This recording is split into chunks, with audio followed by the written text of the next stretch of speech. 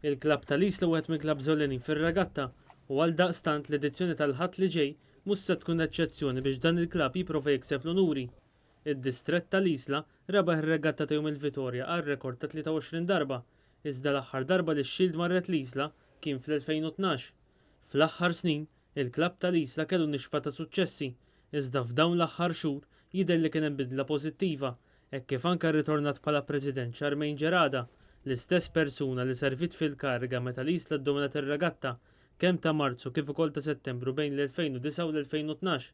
Ma' Net Sports, Ġerada titkellem dwar l-ambizzjonijiet tal-klabb tagħha. Ovvjament aħna dejjem immorru biex nġibu l-aħjar unuri, ma peress li dan il-klabb huwa l-aktar klabb li qatt rebaħ ir-regatta sissa. Allura aħna dejjem nippruvaw li ovvjament nġibu l-aktar unuri lejn il-belt tagħna.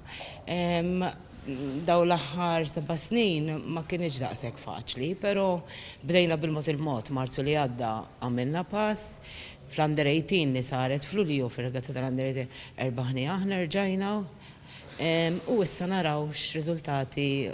Ovvjament aħna sejrin hemmhekk biex nippruvaw kifet aktar qabel nġibu l-aħjar riżultat possibbli. Fir-regatta ta' senilu, l-Isla spiċċat fir-raba' post iżda f'Marzu li għadda huma spiċċaw it-tieni b'34 punt.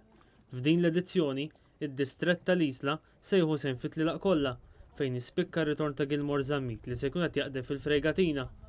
Bit-tim li għandhom, l-Isla jistgħu jitqisu fost l-isfidanti għar-rebta aktar minn palju wieħed kif ukoll tax-Shield.